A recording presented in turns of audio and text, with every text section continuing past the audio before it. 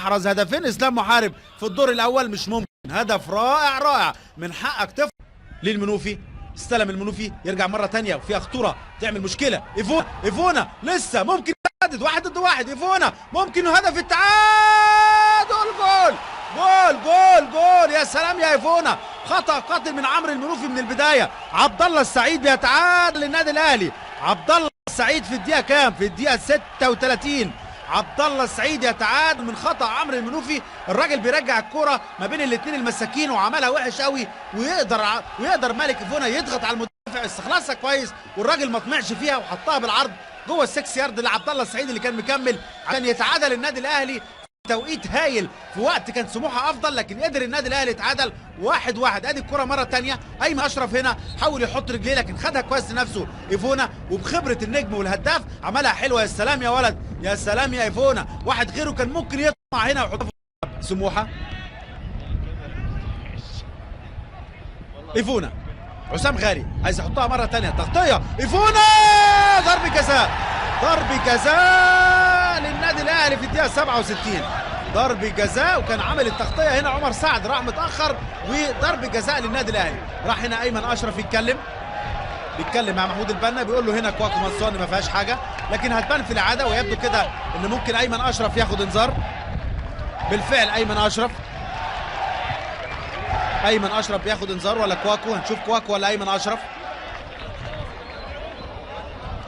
راحوا لعيبه سموحه بيعترضوا ان ما فيهاش حاجه، لكن هتبان طبعا. ادي ايمن اشرف ياخد انذار تاني. ادي هنا حسام غالي عملها بينيه حلوه وخدها الراجل، وادي هنا ايمن اشرف هو اللي عمل ضربه الجزاء. هتبان هنا مره تانيه في العاده. هل بقى فيها كلام؟ بيعترضوا على اساس انها على خط ال18. طبعا يتكلم فيها نجمنا الكبير الكابتن احمد شوبير بعد المباراه ونجومه في الاستوديو التحليلي. هنا اعتراضهم على اساس ان الراجل كان بره ال18، لكن بينيه حلوه قوي معموله له دواء كده زي ما بيقولوا او بلسم. ادي هنا الاعاده، كان بيعترضوا اللعيبه على اساس انها على خط ال18. ايمن اشرف بياخد انذار في الدقيقه 67، انذار تاني، انذار وحيد لصبر رحيل. عبد الله السعيد 8 اجوال مع النادي الاهلي. ضرب جزاء عبد الله السعيد والمهدي سليمان، وهدف تاني. هدف تاني عبد الله السعيد، بيتقدم النادي الاهلي في الدقيقه 68. هدف تاني بيرفع رصيده ل10 اجوال عبد الله السعيد. هدف تاني عبد الله السعيد في الدقيقه 68 من ضرب جزاء. هدفين عبد الله السعيد بيرفع رصيده ل10 اجوال مع النادي الاهلي. راح معاها المهدي سليمان ناحيه اليمين، لكن كانت قويه، تسديده قويه من عبد الله السعيد. الاهلي 2-1 سموحه. اكيد الوضع هيختلف، هيفكر الكابتن حلمي طولان في تعديلات مشروع لكل فريق. مره ثانيه وليد سليمان استلم، وليد عايز يسدد، تخدم الكره، جول جول مؤمن زكريا. حلوه الكره خدمته، تسديده وليد سليمان غيرت اتجاهها من المدافعين وراحت لمؤمن زكريا اللي كان عامل المتابعه وكمل جوه ال18 ويحرز هدف اول في الدقيقه 78. مؤمن زكريا بيتقدم بهدف ثالث للنادي الاهلي وبيرفع رصيده ل8 اجوال.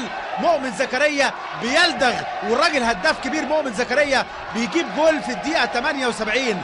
مؤمن زكريا بيتوج مجهوده في الشوط الثاني، الشوط الثاني افضل من الشوط الاول لمؤمن زكريا. وادي الاعاده مره ثانيه، وليد سليمان بيسدد، يعني غيرت هنا عمرو المنوفي وراحت لمؤمن زكريا، وبحسه الهداف المميز الهداف الكبير مؤمن زكريا خدمته، ما فيهاش اي تسلل، بيجيبها جول هنا ويحرز الهدف الثالث مؤمن زكريا للنادي الاهلي. النادي الاهلي افضل بكتير جدا جدا في الشوط الثاني. ادي هنا المتابعه من مؤمن زكريا، هداف كبير يا ابني مؤمن زكريا.